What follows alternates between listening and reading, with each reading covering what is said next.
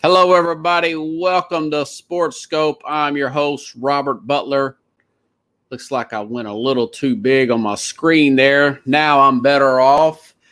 Big show tonight. There's so much news out there, folks. I can't get to it all. I know there's probably certain NBA stories I'll probably not get to.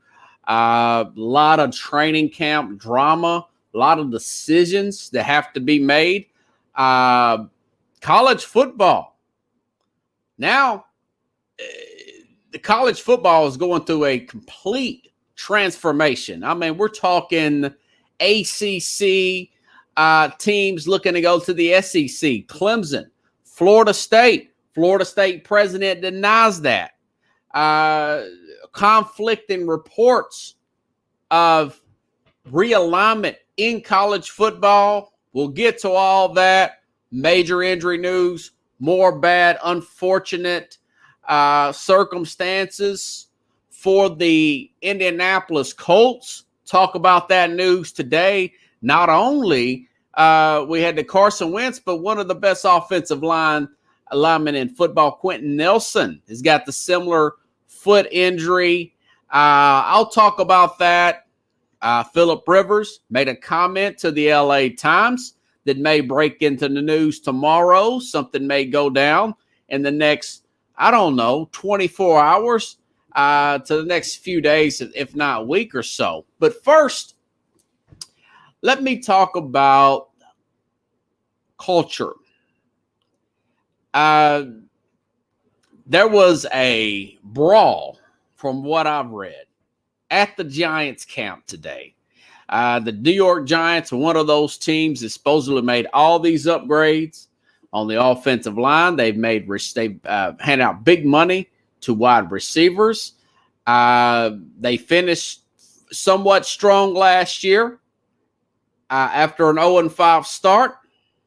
A lot of promise out of Joe Judge and this team, but there is something underneath that Giants team right now, the New York Giants, that needs to be discussed, okay?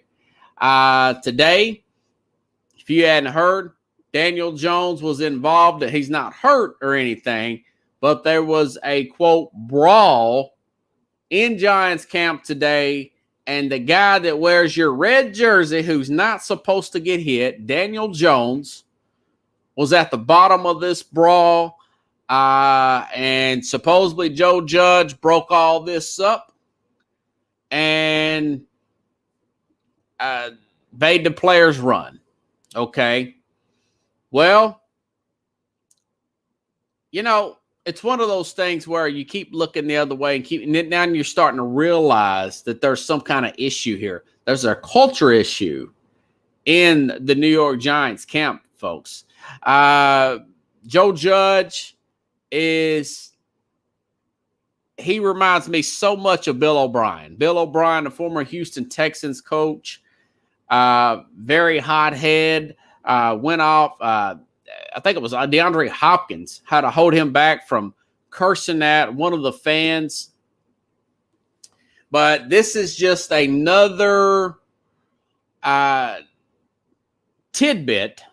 This is another drip effect of what kind of ship he's running up there. If you don't recall, last November, Joe Judge had to fire his offensive line coach, Mark Colombo. That was a former Dallas Cowboy offensive line coach. They got in a fist. This is from NewJersey.com. This was back in November of last year. A source said, this is from NewJersey.com. A source said that Judge made the decision to fire Colombo on Tuesday night, but Judge's bosses made the decision to not have the head coach tell Colombo in person to make sure there is no chance of another fight. A report surfaced that Colombo got into a fist fight with Judge, and that's why he was fired. Because I think he brought in another offensive line coach. But, this guy's my age. I just turned 40. I think he's exactly my age. So basically 39-year-old coach in an actual fist fight. And I was reading through other reports that Colombo actually connected with him. It was not one of those deals where words were exchanged and two guys, a couple of players and a couple other coaches got between them. This was actually a physical fist fight. So you put that in here, and then you move over to Kelvin Benjamin. Kelvin Benjamin had been out of the league for a while. He was trying out for this team. He wanted to convert from wide receiver to tight end, see. And something went wrong with Judge there, and he cut Kelvin Benjamin on the first day. This is what Benjamin said on the way out. I have perspective, quote, on Joe Judge. Benjamin said, he's not a coach that can ever win a Super Bowl because he sits there and cusses all day. You could tell he is one-sided about everything. He's a know-it-all. That's not how it's supposed to work. We can learn from each other, and we're all humans. At the end of the day, the true colors will come out. So these are just a drip effect of Joe Judge. Judge is a loose cannon it's filtered over into that Giants football team. I'll tell you right now, I've looked at their schedule for next year, and I don't think that they're going to make the playoffs. And I'm looking at this team under Dave Gettleman, the general manager, 15-34.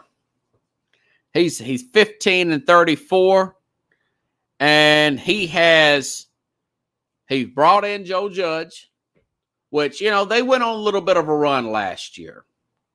But the problem with a guy like Joe Judge is anybody that's really high and low like that, that's very emotional, that's how your team's going to play. In other words, they might go out to the West Coast like they did last year and beat a Seattle Seahawks, and then turn around and come home and lose at home to a undermanned Philadelphia Eagle team. That's what I see out of this guy. The team reflects the personality of the coach who's unstable. So my thing is, from what I've seen, this Giants team, they spent a lot of money on receivers, skilled players. They got Saquon Barkley back. All that's going to come up short this year. They're not going to make the playoffs from what I see out of their schedule. Joe Judge, I think if I'm the Mayer family, the ownership, I fire Gettleman. I bring in a new general manager, and quite frankly, I'd fire Joe Judge, even in second year into it, and I'd probably move on for depending on the contract, whether you definitely bring in another quarterback for Daniel Jones, and you try to get his stock up a little bit more so you probably couldn't get a fifth round for him right now, but. I've made my mind up on Joe Judge. He's Bill. That's why Bill O'Brien's out of the league. These guys with these blazing hot tempers. Now there's a thin line there. You can go right up to the line. Now Nick Saban, he goes right up to the line, but he never goes over it. Joe Judge goes over it. Bill O'Brien goes over it. Bob Knight is no longer coaching basketball. He goes over it. But this 70-year-old general manager, I see them firing him this year. And, of course, the new GMs probably want to bring in his own coach. Somebody is more even keel, not a Joe Judge type of coach. And, quite frankly, this would be year 3 of Daniel Jones and all those weapons. I think that's a trifecta. I think that they probably should. Not unless they make it to the playoffs and go on a run. Winning does cure all, just about, in this league. But from what I read today about this is his personality, his loose cannon type of personality that Joe Judge has filtering over into the team. Since when have you seen the quarterback of the team in a bottom of a pile during a brawl? That's the guy that if he gets hurt, your team's in the pits for the most part, okay? But that's his personality. It was a bad day for Giants. That was more revealing, in my opinion, of his personality, and that's just who he is. We had a guy like that here in the college game in Nashville or in Tennessee, Jeremy Pruitt. Even when the University of Tennessee, they went on a 6 or 7 game winning streak, I said, that guy's a loose cannon. I don't think he's going to make it. He's grabbing players on their face mask. He's blowing up on the sideline about the smallest things. I'm not real sure about this. And of course, sure enough, they fired him the next year. See, don't get me wrong. Like I said, Saban, Belichick, you can get mad, but there's certain coaches that cross that line of uncontrollable. They cross that line of a degenerate, someone who just can't control of the loose cannon. And when you get your team on pins and needles like that, and they take that precedent, they play up and down. They're going to be up and down all year long. And that's pretty much how the Giants played last year. They were physical and everything, but that's just bad news. If you are a New York Giants fan, I'm just not sure about how that's going to work out. Okay. Carson Wentz injury has been the biggest talk of all of college football or NFL here in the last couple of days. Wentz has hurt his foot. That's what I said, Pickles, Bill O'Brien. That's who Joe Judge reminds me of. And I think if it's me, if I'm the Mayer family, I move on 70-year-old Dave Gettleman, the general manager. I move off of Joe Judge. And very likely I move off of Daniel Jones as soon as I can get his stock up. And we definitely go after a quarterback in the draft next year, in my opinion. Okay, Carson Wentz. They said it was just they would keep him out of practice a few days. Then they said maybe they want to get somebody, the specialist, to look at it. Now he's out 5 to 12 weeks. And quite frankly, I didn't know he had this kind of injury history. Here's a reporter from the Colin Cowherd show talking about Wentz's history. And I still want to his history of injuries. I still want to say this, that, for a second round pick, I think I probably would have stayed with, I probably would have still made the same decision. This is his injuries. Hold on. Carson Wentz. If I can get it to play. Are not off to a good start for Carson Wentz and the Colts. The team had previously hoped that he would be able to rest and rehab his foot injury, but the team announced today that Wentz will undergo the surgery and could miss anywhere from 5 to 12 weeks. So he cannot catch a break. And I want to run through his injury list here right now. He broke his wrist in the final season at North Dakota State, fractured his ribs during the 2016 preseason, tore his ACL during week 14 of the 2017 season, fractured vertebrae in the 2018 season, missed final 5 games, including 2 playoff games, and suffered a concussion during the wild card game in 2019. So when you hear that list. Well, and he also is. That guy is pretty close to Sam Bradford. Now, Sam Bradford, he get hurt walking across the field, Pickles. That's pretty close to Sam Bradford. Now, the good news, if you're a Colts fan, if he plays 70% of the snaps or less than 70% of the snaps, and say for whatever reason this team still makes the playoffs, they got the talent to do so, even with Nelson going down with a similar injury, and that's one of the best offensive line in football. That first-round pick should be a second-round pick. Will be a second-round pick that goes back to Philadelphia. So, Chris Ballard, I still commend the guy. I would have done the same thing.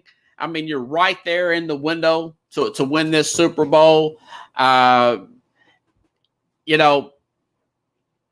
they're saying that Jacob Eason is the guy they're going to go with. He's a second-year player out of Washington. Eason was very highly recruited out of high school. He has struggled in camp. My feel for what I've read and what I'm deciphering, what Frank Wright is saying is they're going to give Eason a few more practices. They don't want to pay. By the way, they do not have Jacoby Brissett anymore. I thought they still had Jacoby Brissett on the roster. That's a good game-managing quarterback. Now, Jacob Eason is a second-year player. They brought in guys like Brett Hundley. Those guys are below average. This guy's got a strong arm, Eason. He has struggled in camp, but what I'm getting at, Wright and General Manager Chris Ballard, they're wanting to see how Eason progresses with the first-team offense these next few days in practice, probably till that first preseason game coming up in another week or so. Or the Hall of Fame game coming up Thursday. Dak will not be playing in that. But my thing is, Jacob Eason, they want to see how good he picks up with the first team and plays one preseason game.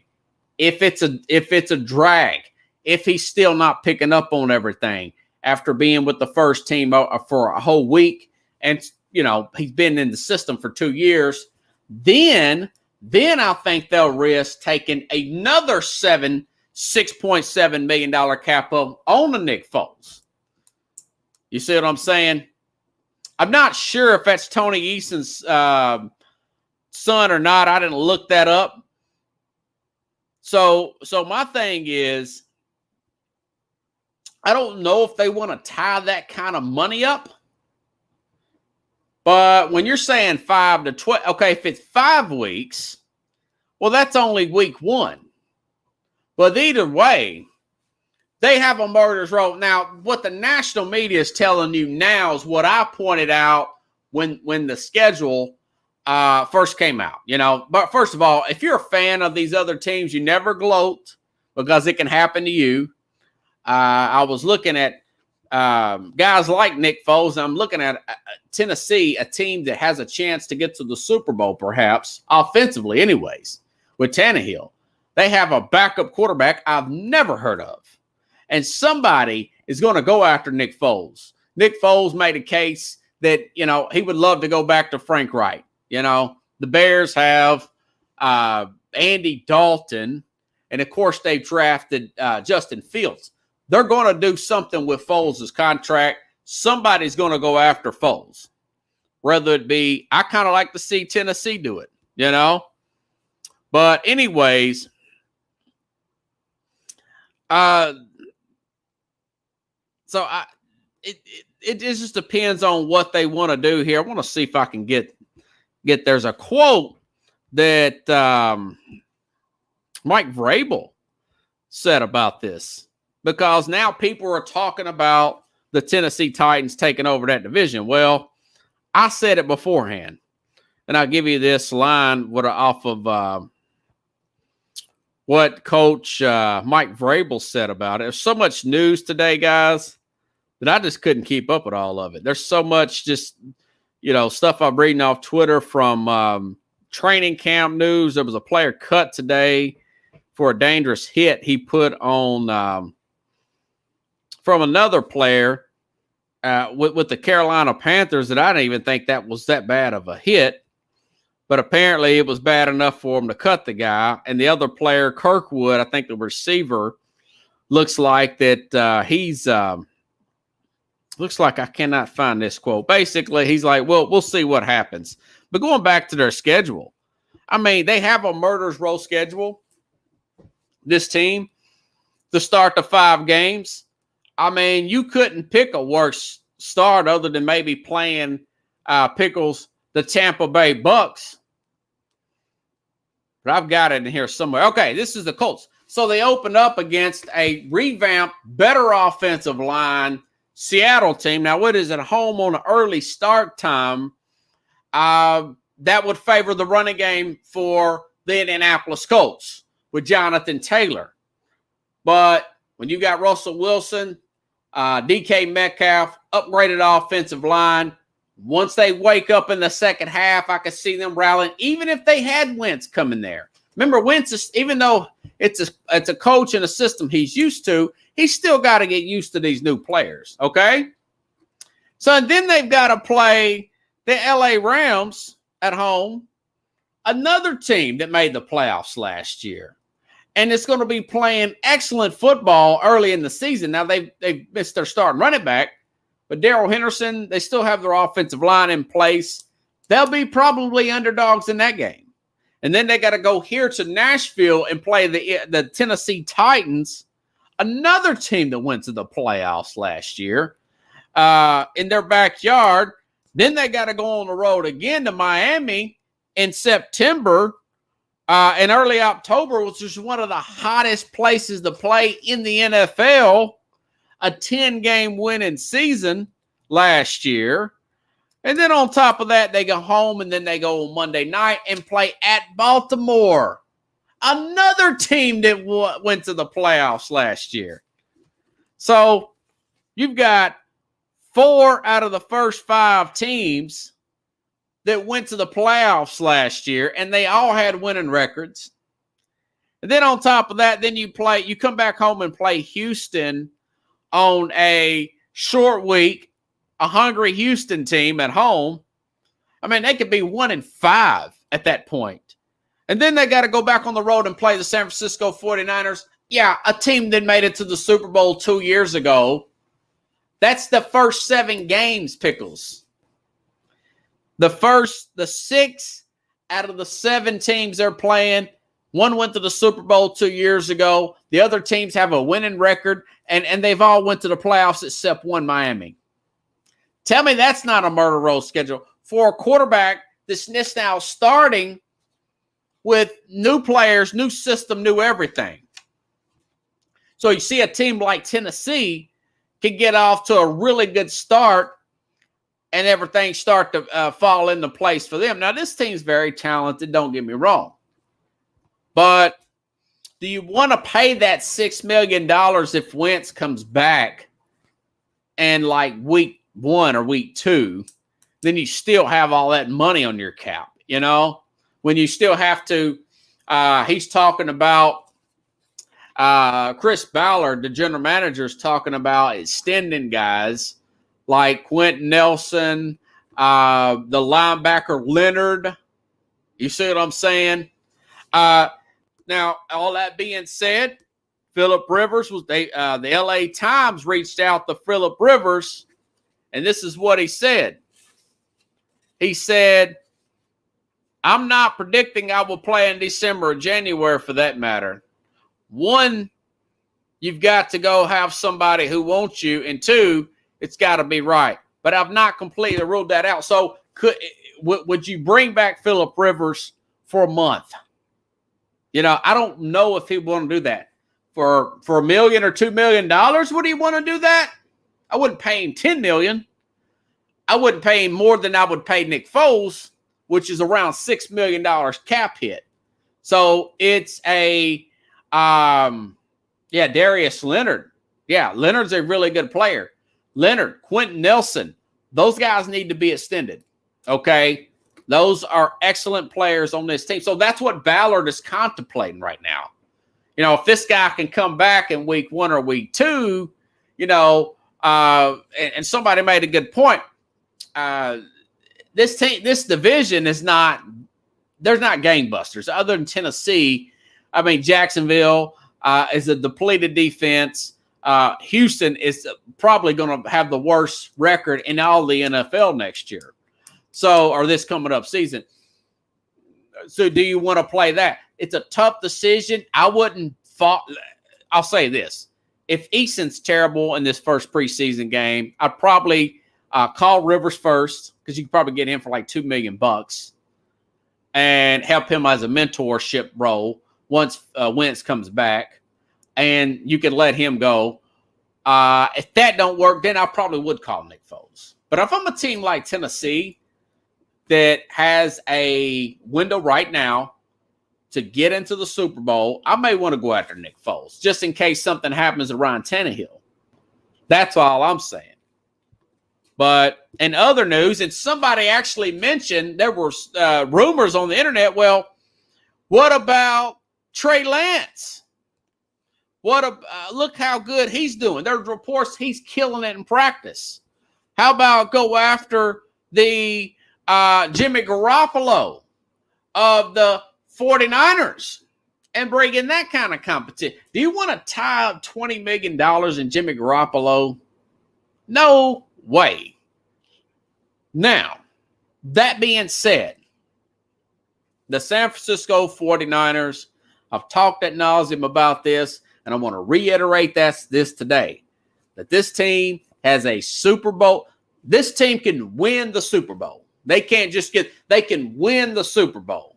In the history of rookie quarterbacks, I don't care how good that Trey Lance is in practice, there has not been a team to win the Super Bowl with a rookie quarterback. Now, you've gotten players that have,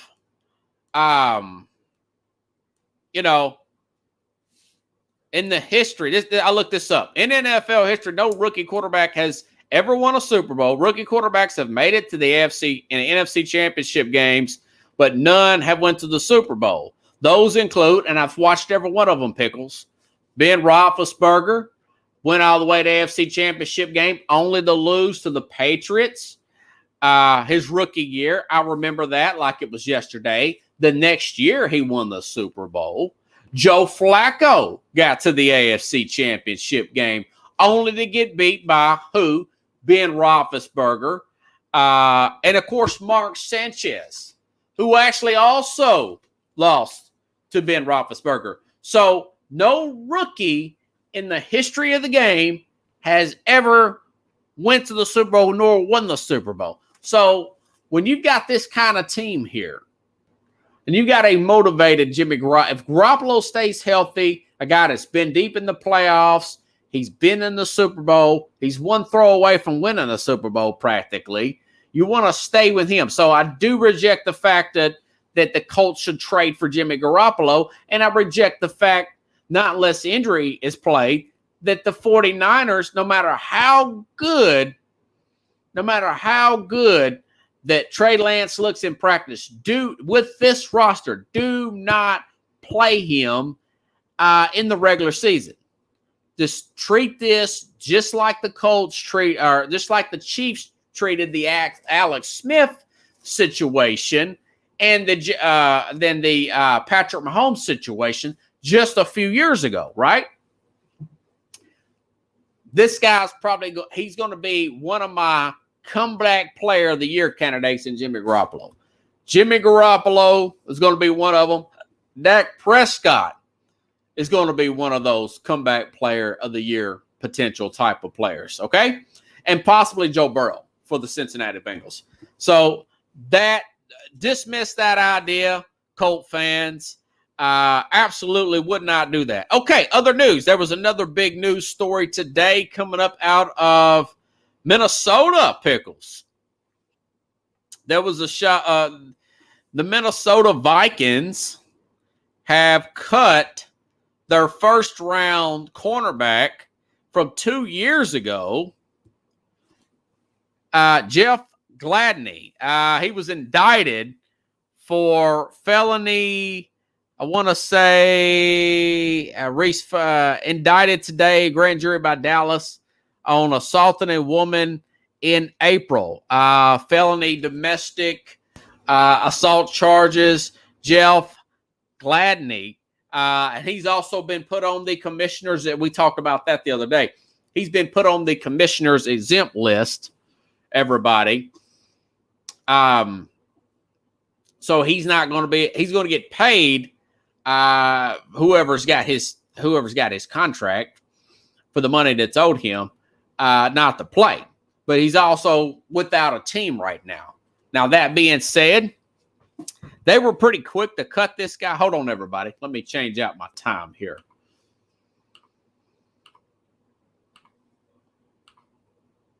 All right, now I'm back. Okay, so anyways, all right, I'm back now.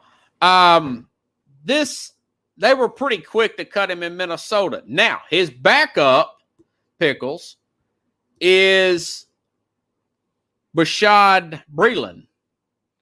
Cornerback out of Kansas City. Very underrated cornerback, my opinion, that this Breeland guy, who was really good with Kansas City, he's only 29, Pickles. I don't know why that they got rid of him. He doesn't have a rap sheet per se that I found on the internet anywhere. Breeland from Kansas City. So that Minnesota moves up him into the starting lineup. I guess they figured this is a younger player.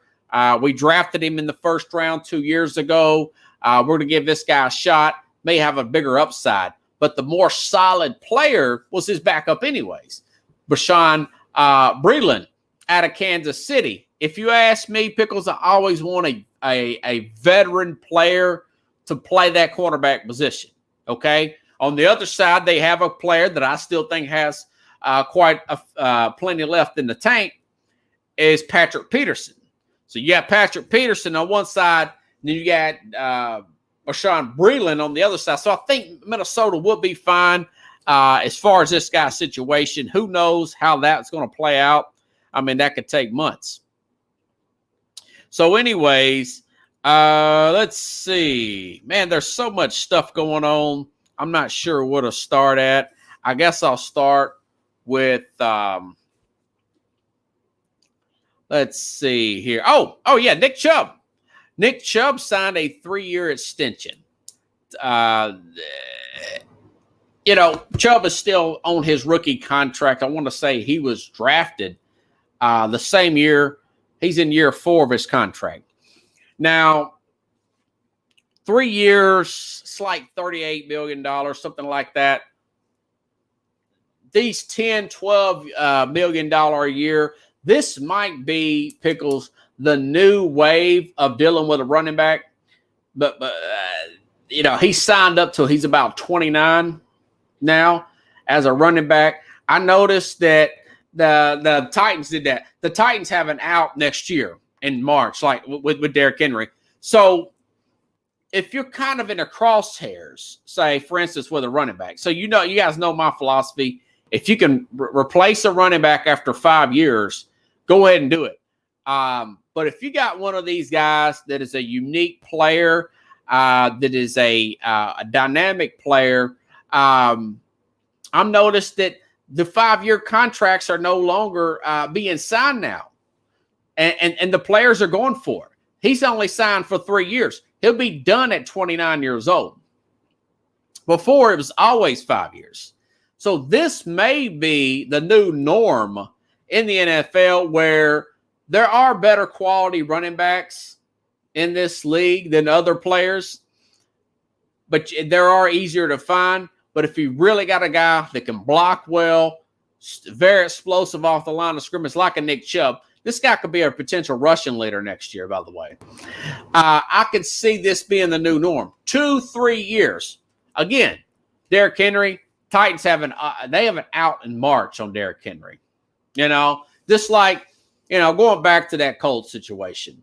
Chris Ballard, if Wentz is on and off hurt this year, and they want to give him one more year in the system, they can cut Wentz in 2022 and not have no cap hit. They can cut after 2022 season, they can cut him after that season and have zero cap hit. They can cut him in March, Pickles, and have a $20 million cap hit for a guy that signed a franchise quarterback contract. That's not bad. Sometimes these dead cap money hits are 60-something million dollars. Going back, Nick Chubb, 3 years. You got him under 30 years old. This team, I was reading Mary Kate Cabot. She is the writer for the Cleveland. She covers the Cleveland Browns, Cleveland.com. She said that Mayfield got picked off in the end zone. She said this is the best defense she's seen in a while. They seem to be way ahead of the offense. She said this is going to make Mayfield that much better. They have really upgraded everywhere. They have spent their money wisely for the most part, and the defense looks great. She's really high on this team already. But anyways, just an interesting little tidbit there, folks. I know if you missed my show earlier, Carlos started a little bit earlier. I think that Joe Judge is running he's a loose cannon with the New York Giants. And I think that it's rubbed off on the team. And I think they're not going to make the playoffs this year. And I would fire Gettleman, Judge, and Jones will be on the hot seat. But I'd go out and draft another quarterback. So just want to give you a heads up. That's what my thoughts were. I guess I'll go ahead and talk a little bit about the free agency moves here in the NBA before I get to all this college football news. The LA Lakers pickles look like the AARP Laker team. They've signed guys like Carmelo Anthony, 37 years old. Carmelo Anthony signed today with 37-year-old LeBron James, with the lead point guard, 33-year-old Russell Wilson. Who else do they have here? And then they got an injury-prone Anthony Davis. I was thinking about this team. That's just to name a few players on this team. This team, Pickles, reminds me of the Lakers in 2003, guys. This Laker team. Okay? I'm trying to see where I put this. The rules are so much different in the NBA now. I mean, they will just put up with more crap out of teams. But basically, in 2003, the Lakers had 38-year-old Karl Malone. They had 38-year-old Gary Payton, and then they had Horace Grant. Now, that was in 2003. In 1993, that would have been great. That's the same thing with this Laker team. I mean, if this were the big three, where you're playing half-court 3-on-3 basketball, you couldn't beat these guys. But, man, if you put these guys with a 82-game season, Pickles, you put these guys in an 82-game regular season, they're going to get injured. I mean, this is going to be great for shows like mine, the Mac and Jack show, some of these national shows, because they are going to be a complete train wreck, I think.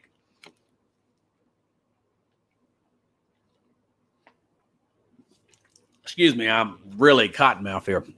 So that team is going to be interesting. Now, Kawhi Leonard, they're looking to give him 4 years with the Clippers. But these basketball teams are it's so much different from the NFL. This guy's got a partially torn ACL. He's not going to be back till probably early February, possible April, possible not at all this season. And they're still going to pay him a 4-year deal, likely according to Adrian Wojciechowski, to stay with the LA Clippers. Phoenix Suns, 36-year-old Chris Paul signs 4 years, $120 million to stay there. Now, he is a coach on the court. He is a coach on the bench. You get 2 for 1 there. Now, they can discuss a buyout there, something of that nature. But, man, I tell you, these teams right here will pay. Sorry, it looks like it was a gnat or something. Feel like Charles Barkley. There's a fly in here.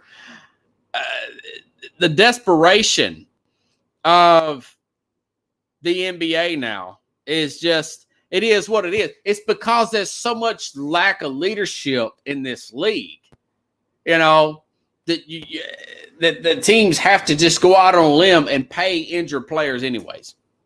But that Laker team, I don't think that, who was it? Steph Curry is going to sign a max deal. I think they're going to be much better this year to give the Lakers all they can run with. Jamal Murray from the Denver Nuggets will be back this year. Okay. So Dallas is still going to be formidable. Maybe they go after Ben Simmons. Andre Drummond sign with Philadelphia. Now, Andre Drummond's shooting percentage and Ben Simmons' free throw percentage don't add up. You can't have their free throw percentage is so low. You can't even have those guys on the court to be in competitive. Why the Suns pay? Because the Suns, these teams are desperate for leadership. There's so much immaturity in the NBA now. That's the downside of not letting these players go to school. That's the downside of the league right now. They're more skilled, but there's so much lack of leadership that teams almost overpay players going to be 40 years old. God bless Chris Paul. I heard something today. He's made over $400 million in the NBA alone. Yeah, Dallas signed Hardaway. Now, I'll tell you this, Carlos. I did like what the Knicks, Stephen A. Smith said that Damian Lillard's top place is going to be New York Knicks. He thinks the Knicks will be his top destination. He was right back in 2010 about LeBron going to the Heat. I'll give the guy credit when it's due. And he thinks that Lillard would be interested in playing for the New York Knicks. Now, I would like to see him go play in Dallas. I would like to see, and I know they got Kyle Lowry, who is an overrated player. He's good one day, bad for three, But I do like Evan Fournier. The Knicks got Evan Fournier. They needed a shooter there. Fournier shoots 46% from three-point land. So, not a bad pickup. The Knicks are getting a better reputation. The Knicks used to have be an awful destination for free agency. Yeah, if that were true, Denver and Jazz will have a championship last year. What's that? You talking about three-point pursuit? What are you talking about? Lillard or bust in New York? I don't know, man. I thought if you look, and by the way, Trae Young signed a max contract. Look how well Atlanta played. Atlanta almost made it to the finals. Atlanta got hot at the right time. They're playing at a high level. The Knicks didn't look that bad. They went through Philadelphia. They pushed Milwaukee pretty hard. And, Atlanta's pretty good. So I wouldn't be too down on the New York Knicks. But, it is what it is in the NBA. I mean, it's just not that much leadership. It's when you get a player that's talented, it's just too much of a player's league right now. But I still like it. It was one of the best postseasons in years. Very competitive. A lot of exciting games. Love the fact that Milwaukee won. Even if Phoenix, that would have been a great storyline too. Neither team have won since the ABA-NBA merger came about in 1976. Okay. All righty then. Man, there is huge news in the guys. I'm going to go over the Big 12 football. I mean, we're 43 minutes in. I've got some notes on Michigan, Penn State, and Ohio State. I'm going to go over them Thursday because I'm 43 minutes in. But I will talk about this today. The Big 12 and the Pac-12 guys are discussing partnership, according to The Athletic, in the wake of Oklahoma and Texas moving to the SEC. Mega conferences are here now. Transitioning is coming in now. There's another report. Brett McMurphy, former of ESPN, he works for another outlet called Stadium something. What did he say? He said that Brent McMurphy said, if you're keeping track, FSU and Clemson have contacted the SEC. Now, the president of LSU or of FSU, Florida State, is in total denial of this conversation going about. I don't believe that as much as you believe that. I believe that maybe he didn't have a conversation, but maybe his assistant or some other representative of Florida State has had conversations with the SEC. Okay, so Clemson, Florida State. We were talking about this on the Mac and Jack show, guys, the other day, Sunday, and maybe Clemson and Florida State contact the SEC. I think it's great, and he also reports that Kansas is going to the Big Ten. It's intimate. West Virginia is in talk with the ACC. That is better proximity-wise for West Virginia to go to the SEC. Oh, yeah, LSU lost their quarterback, but they have a good backup there. It's going to be a lot of legal mumbo-jumbo, pickles. You're still if those teams leave the ACC, they're going to have to buy out big contracts like the Oklahoma and Texas did. Apparently, there was some other TV contract they simply didn't want to buy out. They bought out the league contract. Now, that's why it's going to be in July the 1st, 3 years from now, 2025, when all this comes into place for Oklahoma and Texas. But now if you get ACC, two ACC powerhouses, a Clemson and a Florida State, so you can potentially have, say, for instance, Clemson and Georgia play this year. I think Georgia edges them out in a close game, a little bit of an edge there, but they're going to play it every year. Clemson would play Florida every year. Clemson always plays South Carolina, so now they would be in the same division as South Carolina and Florida and Tennessee. I like those games, guys. And then on the other hand, you got Florida State. You got Florida State and Auburn playing every year. Florida State, LSU, Florida State, Alabama. And, you know, we talked about this the other day. Texas A&M and Texas is a heated rivalry, you know. I'm telling you now, what I was talking about the SEC, nobody's giving this rivalry much thought. But this year and going forward, Ole Miss and Mississippi State, that with those two coaches now, that's going to be a heated rivalry. You got better football, okay? Not to beat a dead horse. I don't want to watch, and if we can do away, yeah, I would love you. Carlos, you're right. Carlos says from Facebook, SEC has to drop South Carolina, Vandy, and Kentucky. Now, Kentucky's got a competitive coach in Mark Stoops. I want to talk about the Big Ten Thursday. The Big Ten X's and O's, Y as a whole. If you look at Northwestern's coach, you look at Paul Chryst there in Wisconsin. You look at even Ryan Day. No, not Ryan Day. Who's the other guy? Indiana coach. Iowa State. The Big Ten actually has better X's and O coaches, but they're just not the recruiters down here in the SEC area. I mean, they're not as good as, say, a Nick Saban or Jimbo Fisher. But X's and O, coach for coach, I like their coaches a little bit better there.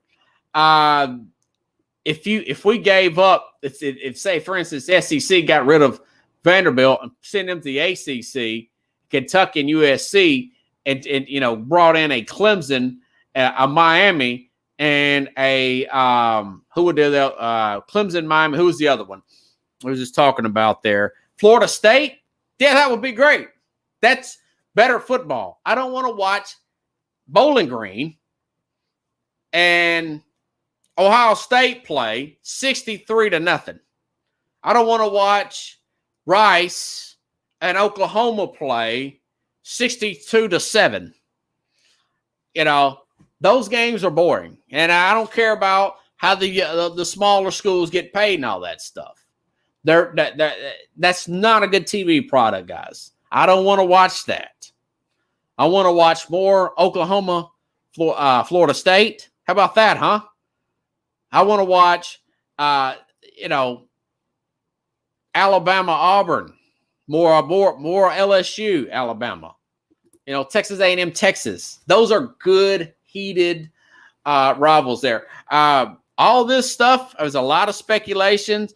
A lot of people going to be sued. You've got, for instance, Oh, there's another story in the NFL. There's always one more story to talk about in the NFL. But anyways, it's going to be fun to watch. Conference realignment. We're going to have 12 teams now. We're going to have a 12-team playoff here in the next few years. College football is going to be huge. You got the NIL now. You're going to have more gambling involved. Hey, the more football, the better football, the merrier, guys. We're 5 weeks away from the Dallas and Tampa Bay playing. We have the Hall of Fame game this week. Back to the NFL. Speaking of coaches on the hot seat and pressure situations, the Raiders, this is some news out of the Raiders. The Raiders have had 3 players, Theo Reddick, linebacker James Owusu, and offensive tackle James Onwooly. I don't know what's this guy's name. He's a linebacker. Got a weird last name. I think he's Samoan Pickles. And their offensive tackle, Sam Young, retired today. Last week, running backs coach for the Raiders, Kirby Wilson, abruptly retired a few weeks before camp. Team president Mark Baldwin abruptly resigned last week. I think John Gruden's feeling the pressure. I think it's coming all the way, going back to NFL here. I think it's coming down from the top down. This is year 4. This team has fell off second half of the season. Mike Mayock's got COVID or whatever. He's been on the sideline. They haven't drafted the way that they thought that they should draft. They haven't recovered, going back to the Raiders here, from the Khalil Mack trade. You know, they just didn't pick the right players from that Khalil Mack trade. Now, that being said, they could make the playoffs this year. They've got Nadeku. Yannick is the guy's first name. This guy's a defensive end and was traded from a couple of teams last year, I think Minnesota and Baltimore. Gave him a big contract. He might help their pass rush. They have problems on the defensive side. But I think Gruden is putting pressure on everybody. I think that there is pressure in the locker room from the top stairs all the way down, and everybody's feeling it. Mayock is overrated. Mayock looks great on TV. Talks a big game. They have not drafted that well. They should have never, John Gruden, signed a 10-year, $100 million contract. Should have never got rid of Reggie McKenzie. That's where he made his mistake. And I'm telling you, I think he's doing most of the picking of these players. I've told you guys this. We talked about it with the Aaron Rodgers thing. I've talked about it with Mike. You guys can ask Mike Holmgren, Hall of Fame coach there. When he was picking those players with Seattle, he was on the verge of getting fired. As soon as he stepped down as general manager and coach, that team went to the Super Bowl and almost beat the Steelers that year. Okay? Jimmy Johnson says, yeah, I picked the players and I did the coaching, but you know what? That also cost me my marriage and I had a major blow up with the owner, which most of that was on the owner. You see it in college basketball. Rick Pitino said it for the Boston Celtics guys.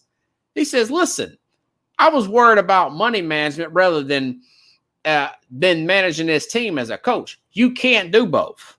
I don't know how much he's doing of both, but I think he's got too much authority. Bill Belichick finally let his scouts tell him which players to draft. Finally listened to his general manager because the owner, Robert Kraft, had to step in and say, hey, man, we don't have Brady to cover up these eyesores anymore. We don't have any good skill players here. We've got to change the way we do things.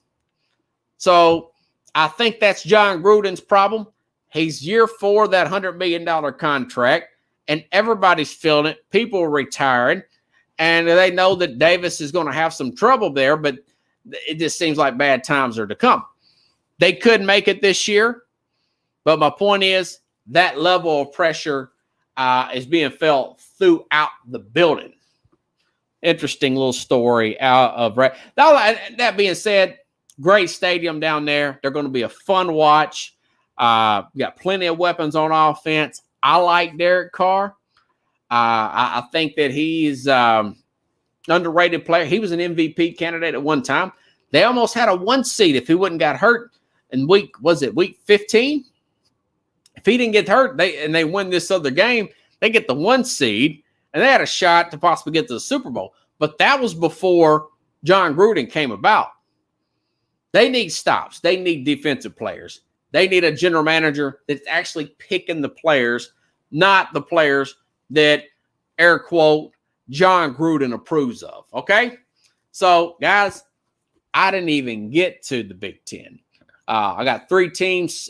Thursday, I'm going to talk about Penn State, of course, Ohio State, and Wisconsin, or Michigan, Michigan. That's another guy. Jim Harbaugh signed a 4-year extension. Now, remember, the year before, Jeremy Pruitt with Tennessee signed a 4-year extension, I want to say. Well, next year he was fired. So Harbaugh could be on the hot seat this year. We're going to talk about that, break down his schedule. He's got a new defensive coordinator. He's in his 2nd year with a new offensive coordinator. They've got a talented quarterback there, but I don't think they're as good as Ohio State. I'll get into that Thursday. I'm almost on an hour straight talking to you guys. But I will get into that. Good shot that Harbaugh gets canned. Carlos, I totally agree. If you like the show, share the show, guys. If you want to contribute to the program, go to the Zelle app and the sportsscope@gmail.com is my email address. You can put that in there. Otherwise, I will be back here. Check on your computers around 10 minutes till 9. I want to have a big show Thursday. I'm going to be talking 3, maybe 4 Big Ten team. Big Ten's got a lot of interesting storylines in here. Iowa's good, okay? Wisconsin, I'm leaning towards picking them to win the division. Wisconsin is one of Phil Steele, very smart guy, one of his surprise teams to bounce back this year. He's got Wisconsin. He's got Washington. I'm not as high on Washington as a Phil Steele is because I'm not sure about the head coach. But either way, we'll get to that Thursday. I appreciate you watching the show. Happy birthday to Tom Brady, 44 years old, by the way, today. Unbelievable. And we are 5 weeks from Thursday of him and the Bucs playing the Dallas Cowboys. So have a good night, everybody. I'll see you around the same time here Thursday on Sports Scope.